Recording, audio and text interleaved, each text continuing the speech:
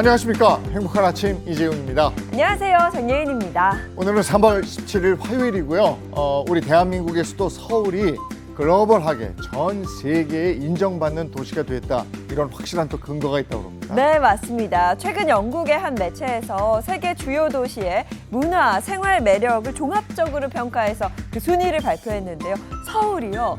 9위를 차지했다고 합니다. 지난해 42위에서 33계단이나 상승을 한 결과인데요. 사계절 색다른 즐길거리가 활기찬 라이프 스타일이 서울의 강점으로 꼽혔다고 합니다. 서울을 찾고 있는 그 많은 관광객들만 봐도 서울의 위상을 느낄 수가 있거든요. 네. 아유, 참 반가운 소식입니다. 정말 기분 좋습니다. 봄을 맞아서 더욱 푸르러질 서울의 매력이 더 기대가 됩니다. 자, 그럼 화요일의 행복한 아침 밝고 활기차게 시작해 볼게요.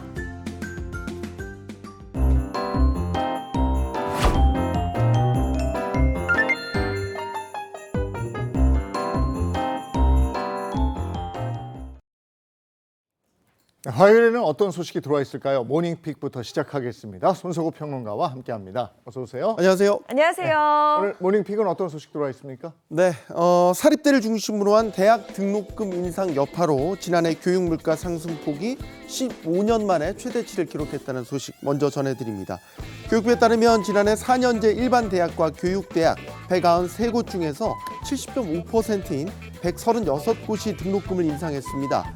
1인당 연간 등록금은 평균 710만 원으로 전년보다 28만 원가량 오른 것으로 파악됐습니다. 한국보건사회연구원이 발간한 의약품 남용에 대한 국민의 인식과 정책과제 보고서에 따르면 이 경구용 식욕 억제제를 복용하는 사람 10명 중 6명은 비만 여부와 관계없이 체중 감량을 위해 약을 먹는 것으로 나타났습니다. 또 응답자의 73.5%는 다이어트 약 복용으로 부작용이 생긴 적이 있다고 답했습니다. 서울 아파트 전셋값이 57주 연속 상승세를 이어가고 있습니다. 일부 단지에서는 임대차법 시행 당시 기록했던 전세 최고가를 넘어서는 거래가 나오고 있는데요. 이 전세 수요는 유지되는 반면 매물이 줄면서 가격 상승 압력이 커지고 있다는 분석입니다.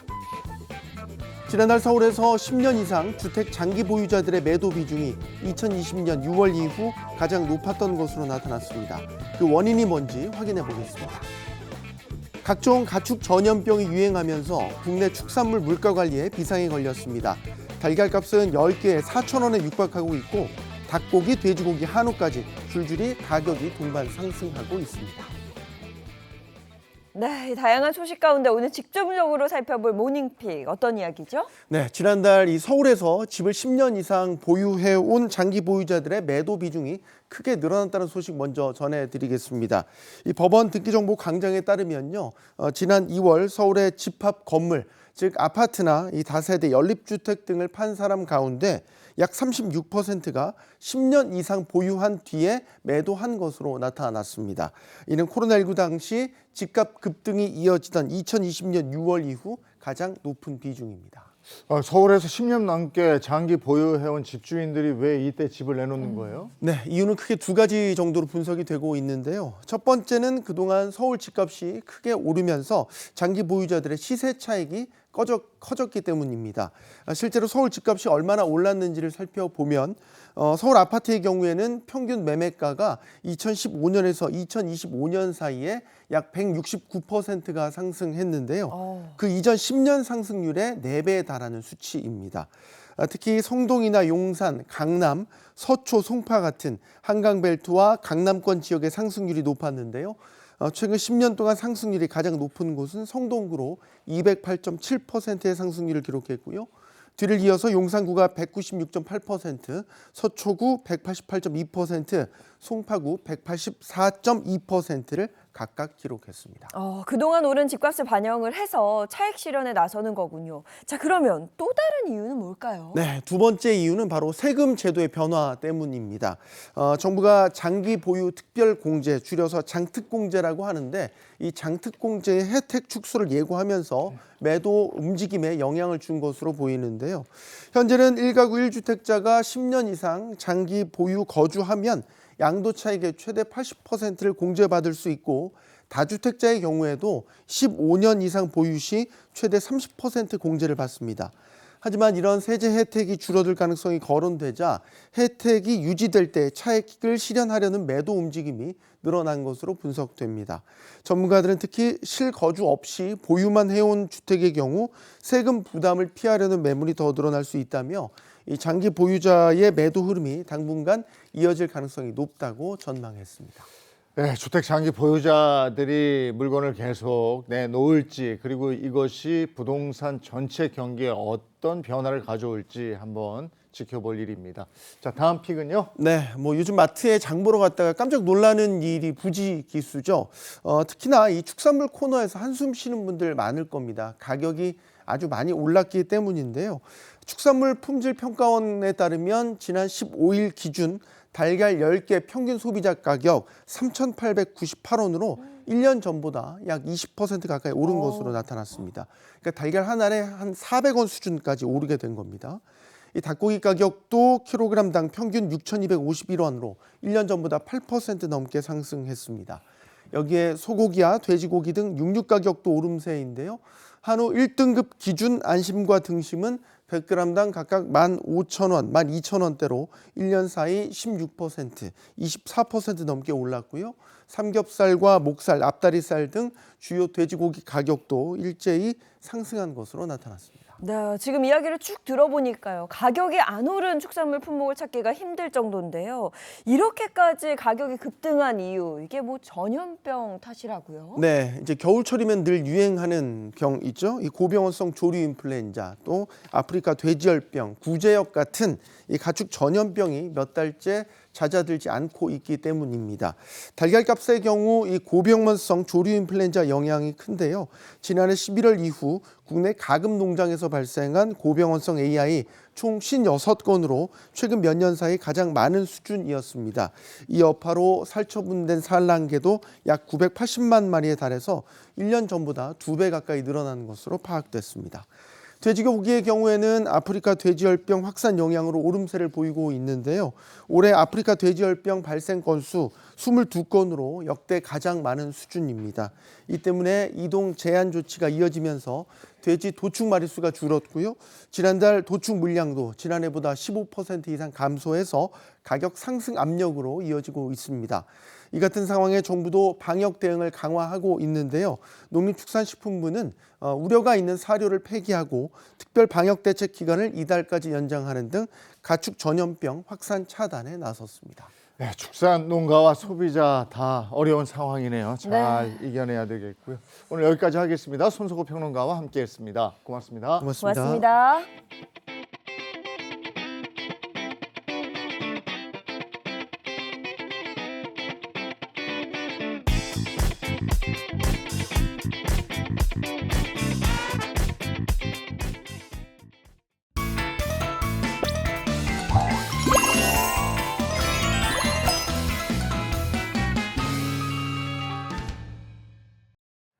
돈에 대한 다양한 궁금증을 풀어보겠습니다. 화요일의 경제 레시피 머니 시간입니다. 네, 화요일에 금융 아이돌이죠. 머니보이즈 김현우 소장 그리고 신인선 씨 소개합니다. 어서 오세요. 나는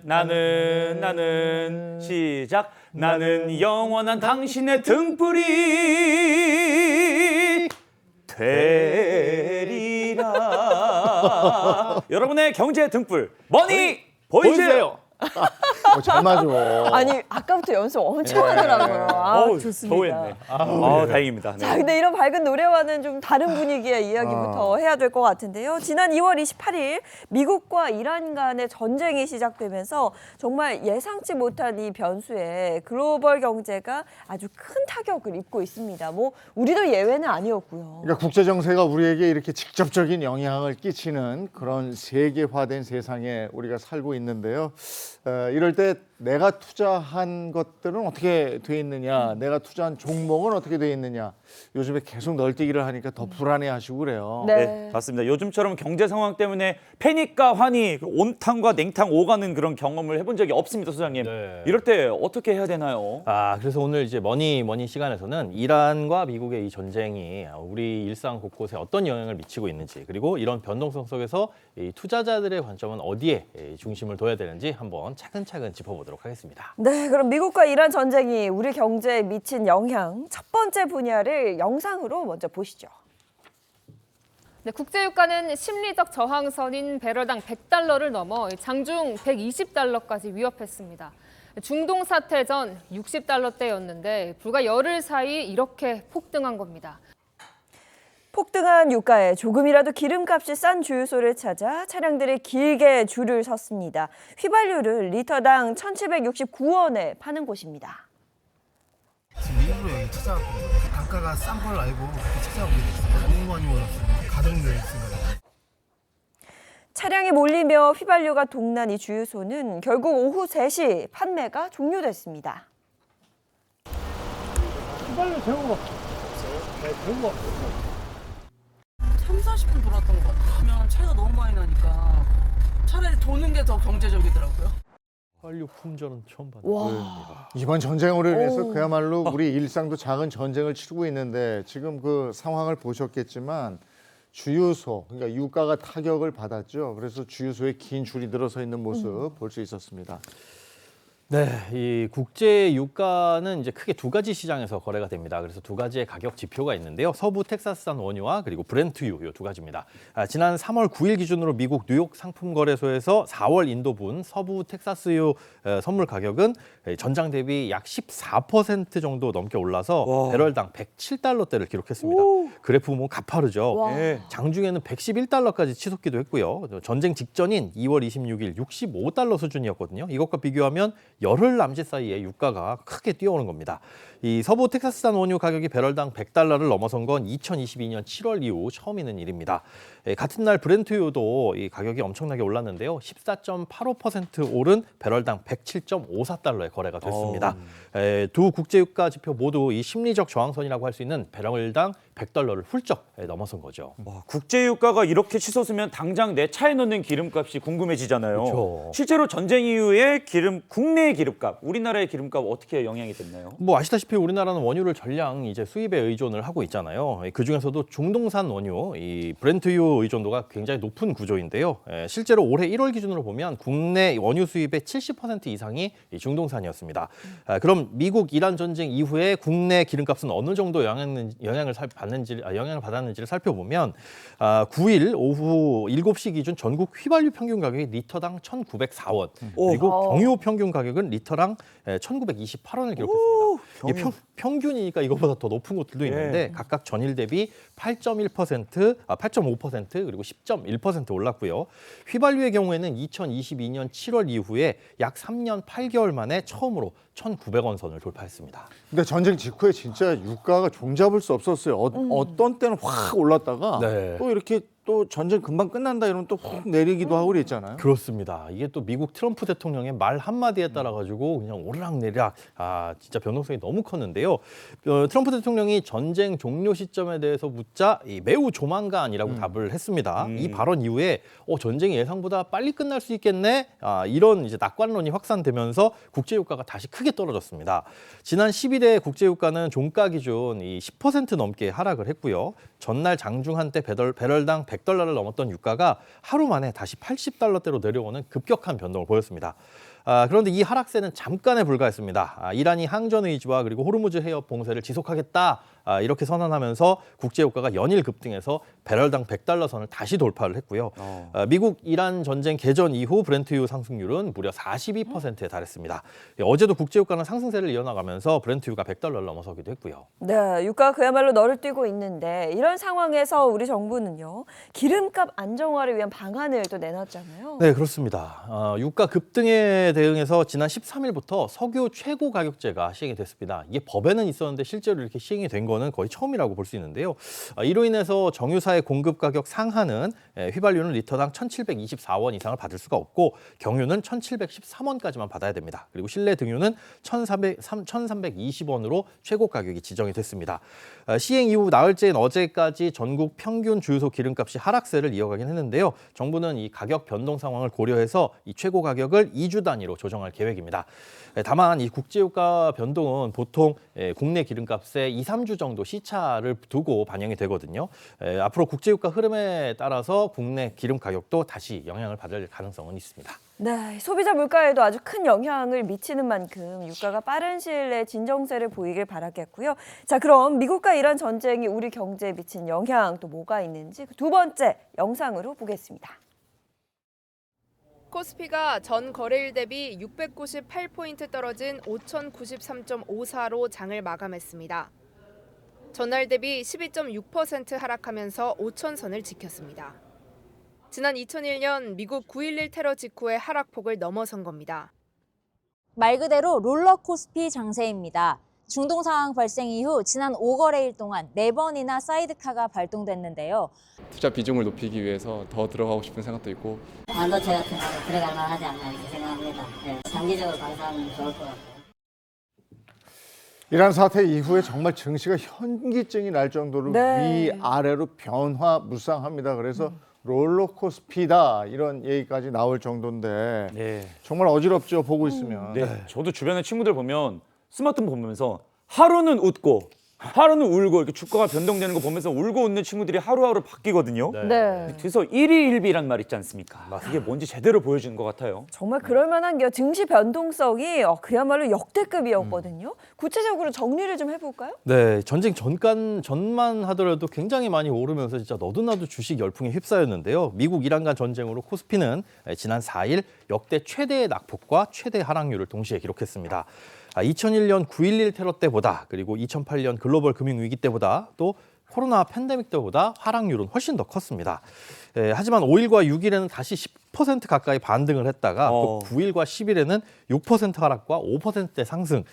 이게 지수가 이만큼 변동하면 개별 종목은 상한가 하한가를 엄청나게 오고 갔다는 그렇죠. 소리거든요. 6거래일 동안 코스피 시장에서는 서킷 브레이커가 2차례나 발동됐고요. 이 사이드카도 5번이나 작동했습니다. 근데 우리나라가 다른 나라에 비해서 변동성이 유난히 큰 이유가 뭡니까? 우선 이제 말씀드리고 싶은 건 이게 다 전쟁 때문이야라고 하면서 전쟁 탓으로 우리 증시가 이렇게 타격을 입었다라고 전적으로 볼 수만은 없습니다. 이 전쟁 이유만으로 우리 증시가 빠졌다는 건 아니라는 건데요. 보다 근본적이고 더 큰 이유가 있습니다. 바로 글로벌 자금이 이동했기 때문입니다. 글로벌 자금의 이동 때문이다 이렇게 얘기하셨는데 네. 구체적으로 어떻게 그 영향이 좀 작용한 걸까요? 우리 증시의 특징이 사실 이제 반도체나 자동차 같은 일부 산업에 집중돼 있죠. 또 특히나 코스피 지수 같은 경우에는 반도체 두 기업의 이 시가총액이 엄청난 부분을 차지를 하고 있거든요. 이러다 보니까 그 산업의 글로벌 경기 전망이 흔들리게 되면 타격을 좀 더 크게 받는 편입니다. 여기에 최근에는 금융 시스템에 대한 불안도 점점 커지고 있습니다. 이 미국 같은 경우엔 상업용 부동산, 쉽게 얘기해서 뭐 상가나 오피스 빌딩 같은 거거든요. 이런 곳의 부실 문제가 점점 커지고 있고요. 관련 대출이 과거 서브프라임 모기진, 그러니까 2008년 글로벌 금융위기를 촉발했던 그런 대출보처럼 이 금융시장 불안으로 이어질 수도 있다. 이런 우려도 솔솔 나오고 있습니다. 또 최근 몇 년 사이에 사모펀드나 투자은행을 통한 대출 시장도 크게 확대했어요. 전통적으로는 은행에서 돈을 빌리는데 일반적인 투자자들과 그다음에 우리나라로 치자면 증권사들 이런 곳에서 이제 대출을 많이 해주기 시작했습니다. 문제는 금리가 쉽게 내려가지 않으면서 이런 대출에서 부실이 발생할 수 있다는 겁니다. 그러니까 은행에서 대출을 안 해주니까 우리로 치자면 한 2금융권 뭐 이런 쪽에 돈을 빌렸는데 네. 금리 좀 낮아질 거야라고 했던 전망이 막 틀리기 시작했다는 거죠. 여기에 이제 전쟁 같은 지정학적 리스크는 금리를 앞으로 낮추기 더 어려운 요인으로 작용할 수 있기 때문에 시장의 공포가 점점 더 커지고 있는 겁니다. 정리해보자면 전쟁 자체가 원인이라기보다는 이미 쌓여있던 금융 불안 이런 요인들이 전쟁을 계기로 한꺼번에 터져나왔다. 이렇게 이해를 하시는 게 좋을 것 같고요. 특히 외국인 자금들이 뭐 반도체나 자동차 같은 이런 우리 증시 핵심 종목에서 크게 빠져나가면서 코스피 변동성이 더욱더 커졌습니다.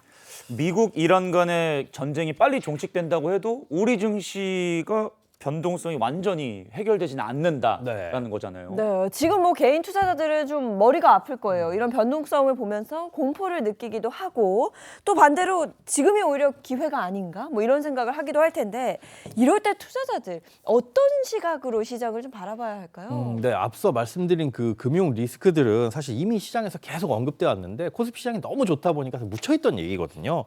그렇기 때문에 이런 단기 급락을 무조건 기회다라고 보고 섣불리 시장에 뛰어드는 하려는 건 조금 조심해야 될 필요가 있습니다. 특히 이 기회를 놓치면 안 돼 이런 이제 포모 심리로 뒤늦게 시장에 합류하면서 돈을 넣었다가는 오히려 크게 낭패를 볼 수 있다는 것도 꼭 염두에 두시기 바랍니다. 부동산도 규제가 많고 그리고 이제 증시도 널뛰기를 하니까 네. 이게 어디로 가야 되지 하다가 이제 보시는 분들은 그러면 금이냐 네. 안전자산이라는데 전쟁 나고 이러니까 금 오르더라. 이게 답입니까? 맞아요. 소장님, 네. 뭐니 해도 안전자산은 금 아니겠습니까? 그렇죠. 안전자산은 금이라고 하는데 아니에요? 자, 과연 그럴지 한번 보겠습니다. 전쟁 직후에는 금값이 오름세를 보이기는 했어요. 네. 지난 2일 오후 기준 금 현물 가격은 온스당 약 5,297달러로 전 거래일보다 소폭 올랐고 장중에는 안전자산 선호 심리가 커지면서 2% 넘게 급등하기도 했습니다. 그런데 뉴욕 상품거래소에서 거래된 4월 인도분 금 선물 가격도 온스당 5,311달러로 전장 대비 1% 상승 마감을 했어요. 여기까지는 올랐는데 네. 시간이 지나면서 분위기가 좀 달라졌습니다. 오. 지난 6일 기준 금 선물 가격은 온스당 약 5,130달러 수준까지 내려오면서 전쟁 직전보다 오히려 떨어졌고요. 13일에는 온스당 5,100달러 수준에 머물렀습니다. 통상적으로 전쟁 같은 이런 위기가 발생을 하게 되면 금값이 크게 오르는 경우가 많이 있지만 이번에는 그와는 좀 다른 양상이 나타납니다. 아, 그러니까 그래서 굉장히 놀랐어요. 금값이야말로 뭐 당연히 오를 줄 알았는데 이렇게 기대를 좀 저버린 이유 뭘까요? 네, 전쟁 같은 위기 상황 닥치면 불확실성이 확대되잖아요. 그러면 투자자들은 현금 확보에 나서게 됩니다. 금보다는 현금이 우선이야라고 생각을 하는데 그래서 달러로 몰리는 경향들이 있죠. 그런데 금은 달러로 거래되는 자산이다 보니까 달러 가치가 강해지면 상대적으로 그 금값이 약세를 보이는 겁니다. 어차피 내가 이 달러라는 돈을 주고 금을 사와야 되는데 달러의 가치가 오르면 금의 가치는 상대적으로 떨어진다는 거죠. 또 금은 이자를 주는 자산이 아니잖아요. 특히나 지금처럼 금리가 높거나 아니면 앞으로도 금리가 쉽게 내려가지 않을 것 같다. 이런 전망이 나오는 환경에서는 투자 매력이 상대적으로 떨어지는 자산입니다. 여기에 전쟁 이전부터 시장에서 이제 유동성이 좀 줄어들 수 있다라는 전망이 나오면서 금 가격이 미리 슬슬 조정을 받고 있던, 즉 조금씩 떨어지고 있던 그런 영향도 있습니다. 그럼 금값의 미래는 어떻게 예측을 해야 될까요? 일단 여러 변수들이 있기는 한데요. 지금 무엇보다 가장 중요한 변수는 미국의 금리입니다. 미국이 계속 금리를 높은 수준으로 유지하거나 달러 강세가 지속되게 되면 금값은 단기적으로 약세를 보일 가능성도 있습니다. 물론 이제 각국 중앙은행들이 금을 이제 매입해 가면서 이 중장기적으로는 금값이 상승할 수 있다라는 전망이 나오기는 하는데요. 단기적으로는 이 달러 가격 흐름과 이런 이 환율 변동에 따라 가지고 이 가격 변동성이 크게 이어질 전망입니다. 네, 정말 자고 일어나면 세상이 달라져 있고 뭐 경제 상황 요동치고 있는데요. 그 손 놓고 이 상황을 바라만 봐야 하는지 답답함을 느끼는 분들도 많거든요. 네. 투자의 방향 헷갈리고요. 어떻게 하는 게 좋을까요, 소장님? 네, 이 투자의 격언 중엔 진짜 위험은 예상하지 못한 위험이라는 말이 있습니다. 위험을 대비하려는 자세 자체는 좋지만 시장을 예측하거나 전망하는 것 자체가 오히려 더 위험할 수도 있습니다. 이게 내가 리스크를 완벽하게 알고 있다, 대비하고 있다라고 믿는 순간 그 착각이 더 큰 위험이 되기도 하거든요. 남들보다 뒤처질까 봐 조급하게 뛰어들고 또 공포에 휩쓸려서 손절하는 식의 투자는 필패라는 걸 꼭 명심하셨으면 좋겠습니다. 네, 국제 정세가 우리 경제 곳곳에 미치는 영향에 대해서 오늘 알아봤습니다. 김현우 소장님 고맙습니다. 네, 고맙습니다. 감사합니다.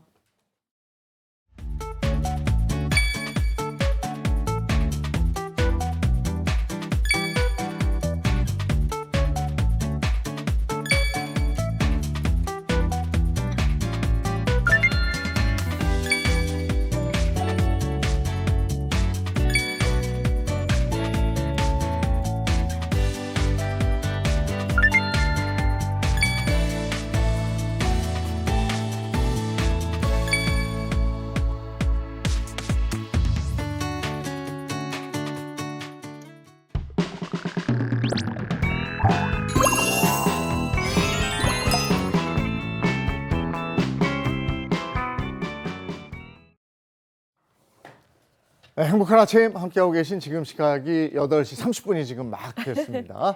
화요일에 맛있는 레시피 가야죠. 이보은의 4개 식탁 시간입니다. 이보은 선생님 어서 오세요. 안녕하세요. 안녕하세요. 지난주에 이어서요. 이번 주는요. 식탁 위의 봄 시리즈 제2탄을 준비했는데요. 바로 뭐냐? 바로 지금 한창 많이 나오는 풋마늘이 그 주인공입니다. 제가 풋마늘로 삼행시 한번 지어볼게요. 정말요? 우리 예인 씨가 운을 한번 띄워줘 보세요. 네. 풋풋한 향이 굉장히 매력적인 봄 채소랍니다. 마. 마늘보다는 훨씬 연해서 마음껏 드실 수가 있는 매력적인 채소기도 합니다. 늘 많이 먹으면 너무 좋지만 살짝 쓰릴 수가 있으니까 조심해서 드시는 게 좋고요. 봄에 먹는 아주 매력적인 채소입니다. 제가요 예능인이세요? 살짝 하고 싶어요. 아, 그래요? 네. 너무 잘하는데. 제가요 오늘은요 이 풋마늘을 가지고요 풋마늘을 넣은 등심 된장찌개를 만들 건데요. 요거 우리 할머니 레시피예요. 아하. 예전에는 이 풋마늘을 듬뿍 넣어서 많이 해주셨는데 제가 맨날 이거 왜 대파 같은 걸 많이 넣냐고 투정을 부렸던 생각이 나거든요. 이제 어느덧 나이를 먹으니까 이 풋마늘이 좋아지더라고요. 그래서 오늘은 이 풋마늘 된장찌개 하고요. 두 번째는 풋마늘 피클까지 한번 만들어 보도록 하겠습니다. 아, 근데 오늘 보은 쌤이 알려주신 그 요리 레시피 들으니까 저절로 하고 웃게 됩니다. 아, 네. 오늘 풋마늘 기대하도록 하겠습니다. 얼마나 잘했어. 풋 하고 웃으실지 제가 기대를 할게요. 네. 일단 풋마늘을 준비를 했는데요. 이 풋마늘이요, 요렇게 생겼습니다. 요렇게 밑에 뿌리가 있고 요렇게 생겼는데 여기 보시면은요 흙이 요렇게 덮여 있어요. 그렇기 때문에 그래요? 요 안쪽에 굉장히 흙이 많이 묻어 있어요. 이물질이. 그래서 여러분들은 요거를 이제 다듬고 씻을 때 흐르는 물에다가 요걸 갖다 대고 많이 씻어내야 여기 흙이 없어요. 그래서 그러니까 우리가 예전에는 이렇게 풋마늘 된장찌개 먹다 보면 찔끈하고 뭐 이렇게 이물질 씹히는 게 많았거든요. 그거는 손질이 안 돼서 그런 거니까 이 입 사이사이에 굉장히 잘 손질을 해주시는 게 좋습니다. 그래서 이 풋마늘은 일단 위아래 상관없이 무조건 그냥 썰어주세요. 송송송 이렇게 이 정도로. 요거 뭐 된장 그냥 찍어 드시는 분도 계시고 고추장 찍어 드시는 분도 계시잖아요. 이 풋마늘이 가장 여릴 때는 실파보다도 더 여린 맛이 나요. 대신에 굉장히 단맛이 많이 나기 때문에 요거 된장 찍어 드시는 분도 많고 하지만 살짝 이제 억세지잖아요. 그럴 경우에는 요거를 찌개에 넣거나 아니면 저처럼 김치를 담거나 아니면은 요거 살짝 데쳐서 참기름에 조물조물 고추장 넣고 무쳐 드시거나 이런 식으로 하시는 게 좋은데요. 네. 이 풋마늘 같은 경우에는 우리가 저장이 굉장히 용이하지가 않아요. 왜냐하면 딱 그 시기가 있어요. 나오는 시기가. 그 시기를 지나고 나면 이 풋마늘이 살짝 없어집니다. 그리고 지금 딱 먹어야 되네요. 네, 마늘로 나오죠. 예. 그렇기 때문에 지금 꼭 잡수셔야 되는 봄철 채소 중에 하나고요. 네. 비타민이 듬뿍 들어 있어가지고 훨씬 더 비타민 채소라고도 불리기 하거든요. 요거 그냥 준비하시면 돼요. 그다음에는 두 번째는 뭐 할 거냐면 바로 여기에 고기가 빠지면 좀 섭섭하지요. 제가 고기를 준비할 건데 무슨 고기예요 오늘? 고기는요. 저는 오늘 그냥 일반적으로 등심을 준비를 했어요. 너무 좋지. 맛있겠다. 네, 등심을 준비를 했는데 이 등심은 이렇게 살짝 이렇게 썰어서 준비를 해놨거든요. 근데 너무 두껍게 하잖아요. 그러면은 고기가 좀 따로 놀아요. 그렇기 때문에 이렇게 날붙날붙하게 이렇게 가늘게 썰어서 요거를 칼로 한번 칼등으로 좀 다져주세요. 그러면 훨씬 더 연하고 된장과 고추장의 맛이 좀 잘 배어들거든요. 그리고 풋마늘이요 의외로 대파와 같이 살짝 고기를 연하게 하는 연육작용도 같이 하거든요. 그래서 같이 넣으면 굉장히 좋습니다. 만약에 우리 집은 보니까는 치맛살이 조금 있던데 그거 하셔도 괜찮고요. 양지가 있습니다 하실 경우에는 양지를 조금 썰어서 저처럼 이렇게 잘 다듬어서 하시는 게 좋아요. 네. 자, 이렇게 다 준비했으면 요 고기는 미리 밑간을 조금 해주시는 게 좋아요. 밑간은 뭘로 하느냐? 요거 진간장이고요. 그다음에 요거는 마늘이에요. 마늘 좀 넣고요. 풋마늘이지만 마늘도 약간 고기에는 또 넣어주세요. 네. 그다음에 요거 매실청을 제가 조금 넣는데 매실청을 넣는 이유는 의외로 설탕이나 물엿이나 이런 당분이 좀 강한 것보다는 매실청 살짝 넣는 것이 풋마늘과 조화롭게 잘 고기가 아주 맛있는 맛이 많이 나와요. 그래서 요거 준비하시는 게 좋습니다. 자, 이제 이렇게 준비가 됐죠. 자, 그랬으면 저희가 여기 들어가는 이제 채소들, 뭐 감자, 애호박 집에 있는 거 그냥 다 쓰셔도 되고요. 네. 양배추 쓰셔도 되고요. 무 쓰셔도 돼요. 그다음에 양파까지 이렇게 다 준비가 됐어요. 그다음에 저는 청양고추 조금 들어가는 게 좋아서 청양고추를 송송송 썰어서 이것도 준비를 해놨고요. 자, 그랬으면 이번에 꿀팁이 나갑니다. 빠밤. 자, 된장찌개니까 무조건 된장만 넣어야 되겠지요? 네. 그렇죠. 아닙니다. 그래요? 여기 풋마늘 된장찌개에는요, 꿀팁으로 된장 5, 고추장 1의 비율로 같이 섞어 넣으셔야 돼요. 우와. 그리고 요거를 어디에 섞어 넣느냐? 바로 다시마 우린물에 섞어 넣는데요. 오. 다시마 우린물을 일단 이렇게 냄비에다 담고요. 요거 5컵입니다. 5컵 담고 그다음에 채를 하나 준비하세요. 채를 하나 준비해서 요거에다가 된장을 5를 넣어요. 저는 된장 5. 2분의 1 큰술을 기본으로 삼았으니까 숟가락으로 하게 되면 듬뿍 해서 2와 2분의 1 큰술이 되겠지요. 네. 요거에다가 고추장을 반 큰술을 넣어주세요. 2분의 1 큰술. 그러면 5대1 비율이 되잖아요. 네. 이렇게 해서 같이 섞어주셔야 아주 맛있는 된장찌개가 만들어집니다. 이렇게 꿀팁이다. 같이 쓰시는지 네, 몰랐어요. 고추장을 좀 섞으셔야 돼요. 네. 그래야 풋마늘의 맛이 훨씬 더 맛있어요. 뭐 나중에 여기다가 나는 고춧가루 조금 넣을래요. 그게 좀 안 텁텁할 것 같아요. 하시는 분도 계시겠지만 제가 여러 번 해본 결과 된장과 고추장이 가장 비율이 좋습니다. 네. 무조건 5대1로 넣어주세요. 요거를 이제 끓일 거예요. 나를 믿어라. 이보은의 꿀팁. 고추장과 된장. 뮤지컬 하는 것 같아요. 근데. 자, 그럼 저도 뮤지컬 하는 것처럼 넣어야 되겠네요. 네. 일단 감자를 넣어주세요. 제스처가 좀 애호박도 넣어주세요. 그렇죠. 일본 요리 방송 보면 감자 들어가 감자. 그럼 저는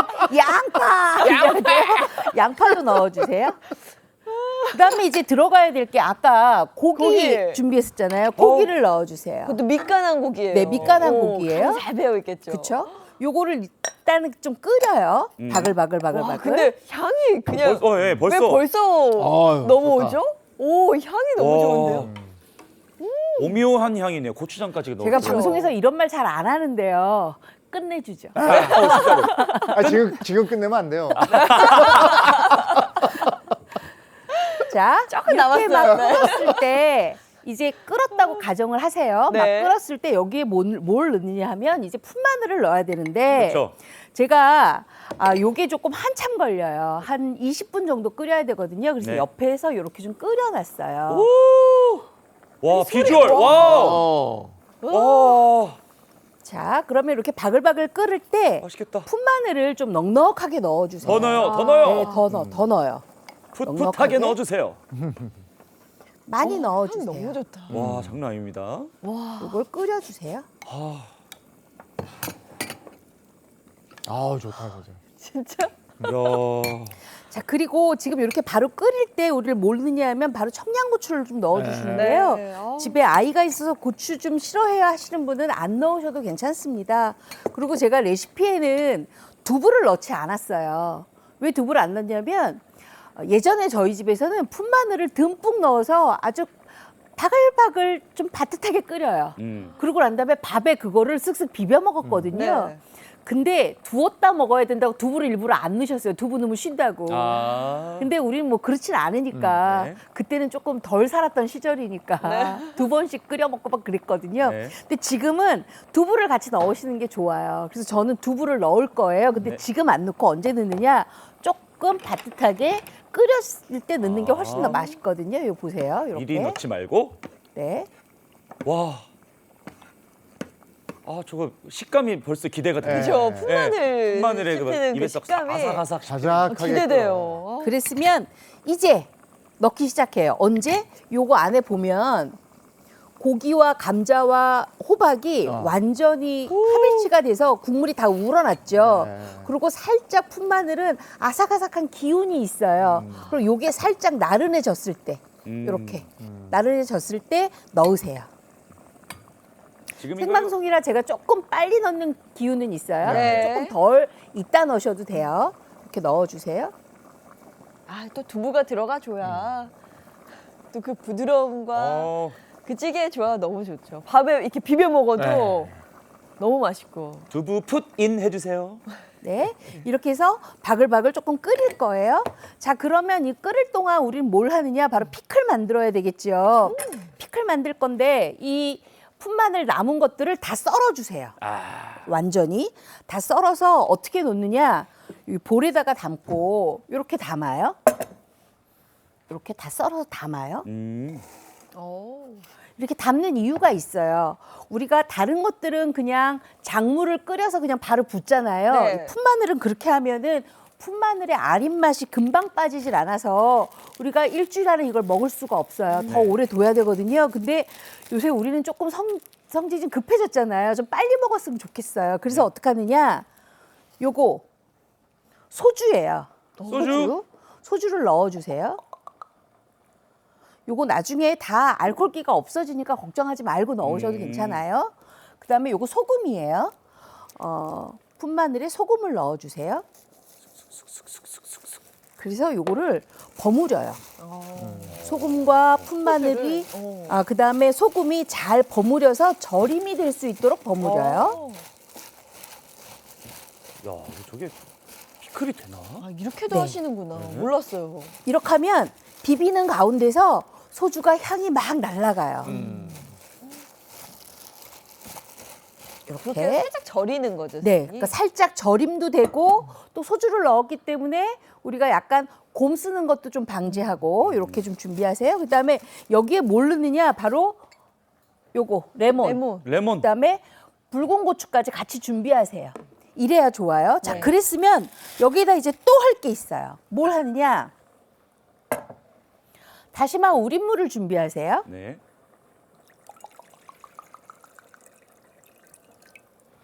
그리고 여기에다가 설탕을 녹여요. 그렇죠. 설탕도 들어가야죠. 설탕을 녹여서 잘 설탕을 녹이는데 녹여서 어떻게 하느냐? 이쪽으로 오시면 여기 제가 지금 냄비에다가 미리 다시마에 설탕을 녹인 물을 끓여놨어요. 그래서 지금 방송 중이라 생방송 중이라 미리 이렇게 식혀놨거든요. 네. 이렇게 한 이유가 있어요. 왜냐하면 한번 피클을 이렇게 끓여서 부어야 조금 오래 가잖아요. 네. 근데 요거를 준비하고 나서 우린 뭘 하느냐? 식초는 지금 차갑게 요게 지금 식힌 상태거든요. 네. 이따가 부어요, 식초를. 그럼 이게 식초물이 되겠죠. 네. 이거를 이제 여기에다 넣어야 돼요. 여기다 넣는데 요거를 밀폐 용기에다가 다 담아 놓고 그다음에 이렇게 다 담아 놓고 네. 수빈 생긴 거는 그냥 빼주세요. 담아 놓고 식감이 궁금해요. 네, 식감이 굉장히 아삭아삭하고 좋아요. 자, 담아 놓고 그다음에 레몬도 다 넣고 이렇게 레몬 들어가면 맛있더라고요. 그 레몬 향이 배어가지고. 그다음에 빨간 고추도 위에다가 이렇게 올려주세요. 그래서 약간 떠오르는 걸 막기 위해서 돌 같은 걸 넣고 네. 요게 지금 준비한. 작물이에요. 예, 예. 요거를 부어요, 이렇게. 식초 넣은 거. 네, 식초 넣고 다시마 새콤하잖아요. 우린 요거를 물에 부어요. 설탕 해가지고 한번 네. 끓였다 식힌 거. 풋마늘 피클입니다. 네, 요렇게 해서 한 일주일 후부터 바로 드실 수가 있어요. 맛있겠다. 맛있겠죠? 네. 자, 그래서 요거를 제가 준비해서 여러분들한테 드렸고요. 요 자, 앞에 그랬으면 있는 우리는 피클이네. 찌개를 조금 네. 끓여야 되겠죠. 이게 담아야 먼저 되겠죠. 좀 맛을 예, 볼까요, 예. 우리가? 자, 인선 씨 요거 먼저 예. 갖고 가셔야 돼요. 맞습니다. 이렇게. 와, 여기 비주얼이 향기가 정말 아작아작한 이 식감이 너무 좋은데요? 그리고 아린 맛이 많이 빠졌어요, 선생님. 아린 맛이 아마 거의 없을 없어요. 거예요. 지금 작물에 저희가 들어가 딱 있었는데도 일주일 만에 나왔거든요. 자, 왔습니다. 풋찌개 왔습니다. 풋찌개. 와, 이렇게. 야, 이게? 상큼하다. 풋마늘 넣은 등심 된장찌개. 된장찌개. 이것도 맛을 풋찌개. 볼게요. 요거 밥을 탁 말아가지고 잡수시잖아요. 풋찌개. 정말 고향의 맛입니다. 어때요? 어제 방금 소리가 너무 리얼하게 나왔는데 너무 깊어요. 우와. 그죠? 고기의 그 향하고 그쵸. 풋마늘에 특유의 향이 있다. 그렇죠. 그리고 예. 왜 이렇게 달아요, 선생님? 그 자연스러운 단맛이. 왜냐하면 풋마늘이 단맛이 많이 나요. 끓이면. 우리 왜 마늘 구워 먹으면 단맛 나잖아요. 아니, 야, 이게 저기 이재용 MC님은 지금 너무 빨리 잡수시려고 막 마셨어요, 밥을. 와, 밥을 말았어요? 너무 어울리니까. 너무 맛있죠. 밥을 마셨네. 말아서 저렇게 밥 말아서 먹어야 맛있어요. 저기 한입 크게 먹어야 맛있죠. 어때요? 그쵸? 맛있죠? 와, 진짜 맛있다. 우리 이재용 아나운서의 그 요리평은 음으로 네, 모두 정리가 될 것 말해 같습니다. 뭐해, 말해. 네. 너무 잘 어울려요. 너무 맛있고요. 너무 맛있어요. 근데 다음 주 뭐 해볼까요? 다음 주에는요, 여러분 오이고추 아시죠? 요거 맨날 고추장에 찍어 먹고 된장만 무쳐 먹었는데 제가 아주 근사한 메뉴로 변신을 시켰습니다. 기대하셔도 좋습니다. 네, 선생님 오늘 요리 고맙습니다. 고맙습니다. 자, 이어서 오늘 날씨 알아보겠습니다. 문나는 기상캐스터 나와주세요. 네, 오늘은 맑지만 초미세먼지가 가득해 답답한 시야와 탁한 대기질에 유의하셔야겠습니다. 현재 서울의 기온은 3도를 보이면서 이맘때 초봄 수준으로 출발하고 있습니다. 현재 서울을 비롯한 수도권과 충남에는 초미세먼지 재난위기경보까지 내려져 있는데요. 이들 지역에서는 비상저감 조치까지 시행되겠습니다. 그 밖에 서쪽 지역을 중심으로는 종일 나쁨 수준을 보이겠고요. 중국에서 발생한 산불로 인해서 오후부터는 농도가 더 짙어지겠습니다. 한낮에는 평년보다 높은 기온으로 온화합니다. 한낮에 서울이 15도, 대전이 17도, 광주와 대구가 18도까지 오르면서 전국이 대부분 15도 안팎의 기온을 보이겠습니다. 오늘 전국 하늘은 대체로 맑게 드러납니다. 다만 오전까지 내륙을 중심으로는 안개가 짙게 끼겠고요. 밤부터는 전국 대부분 차차 흐려지겠습니다. 내일 새벽에 충청 이남에는 비가 시작됩니다. 차츰 전국으로 확대되다가 저녁이면 대부분 그치겠고요. 남해안에는 최고 30mm, 제주 산간에는 많게는 70mm 이상으로 많은 양의 비가 예상됩니다. 이후에는 당분간 뚜렷한 비 소식은 없겠고요. 대체로 맑고 일교차 큰 날씨가 이어지겠습니다. 지금까지 날씨 전해드렸습니다. 봄이 오는 길목에는 꼭 미세먼지가 이래요. 그러니까요. 일기예보 보다 깜짝 놀랐어요. 뭐 초미세먼지 재난위기 경보가 뭐 내려진다고 하는데 꼭 미세먼지 차단용 마스크 챙기시는 게 좋겠습니다. 좋은 하루 보내시고요. 저희는 내일 아침 8시에 돌아올게요. 행복한 아침, 행복한 하루 되십시오. 고맙습니다. 고맙습니다. 즐거운 밤, always say it's on. Play the next channel.